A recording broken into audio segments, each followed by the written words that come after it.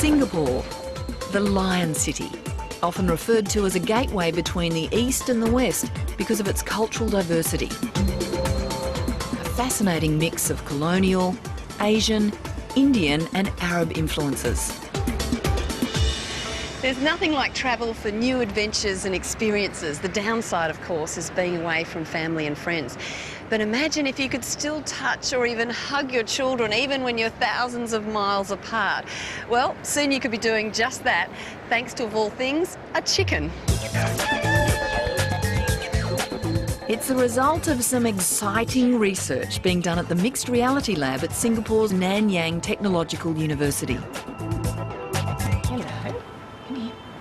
Meet Charlie. He's one very switched-on rooster and perhaps the world's first internet-using chicken.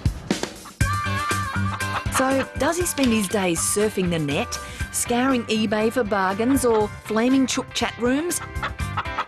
No, he just struts around inside a large box doing what a rooster does.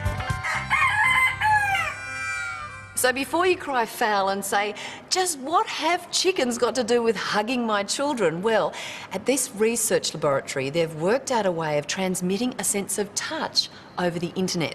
So if I touch, stroke or even tickle this little chicken doll here, then Charlie, wherever he is, will feel exactly the same sensations. It's called haptic or touch sensing technology, allowing tactile interaction over the internet. You know, this chicken doll is actually very hard. It's not squishy at all, even though you'd think so. But inside, there are 4 electrodes like this, and they create a very tiny electric field. And as I run my fingers over the doll, it disrupts that field. And that tactile information is then sent wirelessly to a PC and then through the internet to that haptic vest that's worn by our favourite chicken, Charlie.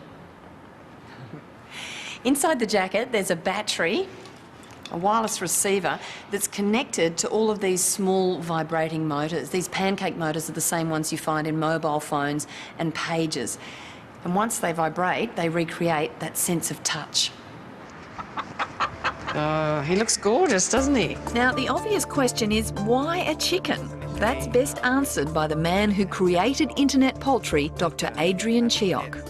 But in Southeast Asia, traditionally people have kept chickens as pets in their backyards. In the traditional Asian villages, there was always chickens around and children would play with them. So we wanted to really recreate that kind of traditional Asian-style pet, which is the chicken. We wanted to make a technology where people could touch their pet, no matter where they are, because a very important communication between humans and pets is through touch. In fact, the benefits work both ways. Studies have shown that chickens who are stroked and held regularly will produce more eggs because they're happier. Charlie mightn't lay eggs, but he is happy. At this point, you may be wondering, well, how do we know that Charlie actually likes to be touched? After all, he can't speak, can he? Well, here they've set up an experiment, and inside this large box, there are 2 separate rooms. Both of them have food and water, and Charlie can move between them quite freely. But in this room here, he gets to be stroked with the sensors in his vest. And guess what? He always likes to hang in here. OK, so it's quite a setup just for a chook, but what if you could use it to touch, tickle and hug someone even more important to you than your pets? What we're doing with the next version is called Internet Pyjama, and it's going to be designed for parents to hug their children through the internet. The child will be able to feel realistic hugging sensation. The parent will hug a teddy bear, and then the child will feel the hugging on their body.